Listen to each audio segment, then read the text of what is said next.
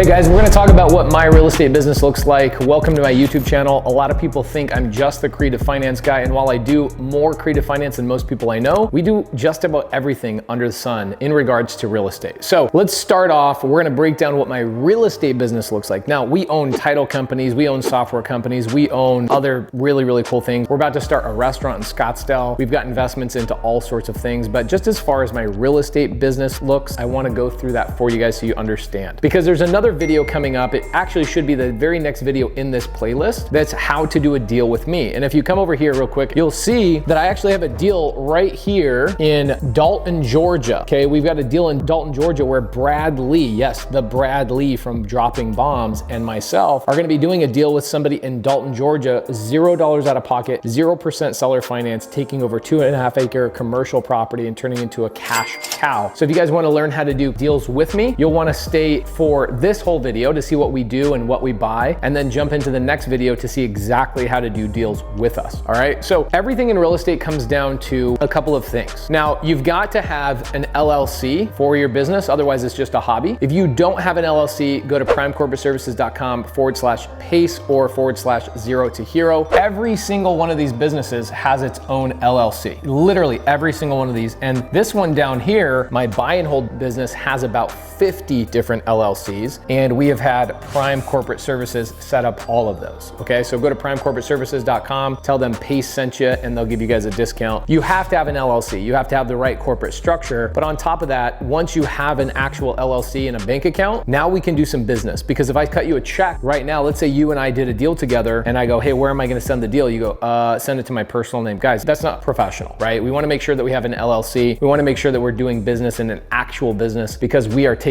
this seriously, right? So once you have an LLC, boom, and you have a bank account for money to be sent, you've got to start generating leads. That's the second thing that you need in your business. First thing you need is an actual business, an LLC. Second thing you need are leads. And this is where our leads come from, direct to seller marketing. So we do a lot of direct to seller. You know, you guys will see my buddy Jamil Damji. Somebody will pop up his head on the screen. Great guy, one of my best friends, if not my best friend. We're on Triple Digit Flip, the television show on A&E together. Jamil does a lot of direct to agent marketing, and I do a lot of direct to seller marketing. And the reason being is I really dislike working with agents because they don't really help me get the deal done. I'd rather go to distressed property owners and go directly to the property owner and market to them directly. That is why we call it direct to seller marketing. Now, how do we do direct to seller marketing is right here. We have startvirtual.com is where we get all of our virtual assistants, okay? Our virtual assistants do cold calling for us. They do texting for us. They do admin work. They do bookkeeping work. Startvirtual.com is where we get all of our people. We only have a handful of Americans that work for all of our entire real estate holdings, and you'll understand why if you continue to watch my content. Direct to seller marketing, we do primarily cold call, we do texting, and we do a little bit of PPC, that's pay-per-click, so you're spending money for a lead, and a little bit of direct mail, okay? That means we send postcards, etc., to very small lists of people that we know are hot because of our cold calling and texting campaign. So we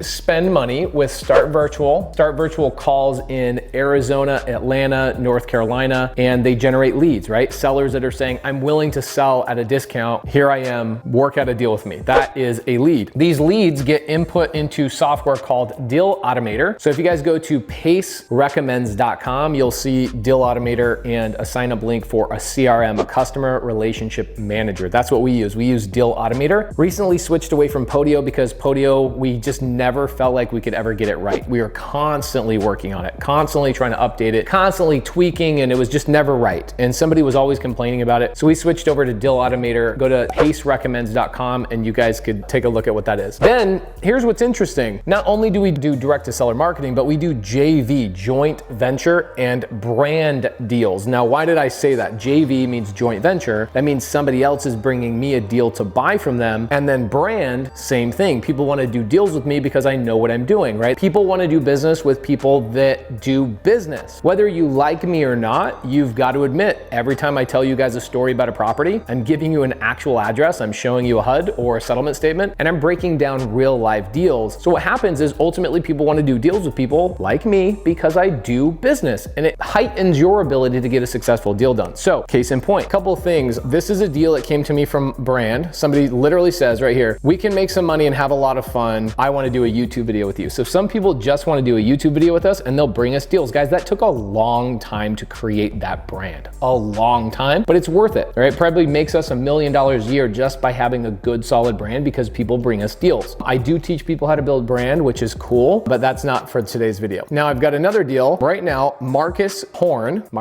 shout out Marcus Horn, is sending me a deal in Decatur, Georgia. So if you know me, you know I love Atlanta and within about a 30 to 45 minute drive time to downtown Atlanta. So I get a lot of people that send me deals that are out there doing their own form of direct to seller marketing. So what happens is other investors, other wholesalers are out there doing direct to seller marketing, cold calling, texting, etc. And they run into leads that they can't make happen. So they bring those deals to us, and that is called a JV deal, joint venture. So that means we're gonna do the deal together. That deal right there is seller finance. It's actually a big ol' ass mansion that I'll end up turning into an Airbnb. I'm gonna buy it through seller finance, which means the seller's going to give me payments. They're gonna allow me to make payments to them, and I'm gonna turn it into an Airbnb. The payment to the seller is $4,000 a month. That's a lot of money, but the cool thing is it's 0% interest, which means that when I pay that $4,000, I'm actually paying down my debt to that seller. But guess what? I'm not the one paying the payment. My Airbnb guest is. And that house will probably bring in about $12,000 to $14,000 a month. I pay the seller, I pay some management fees,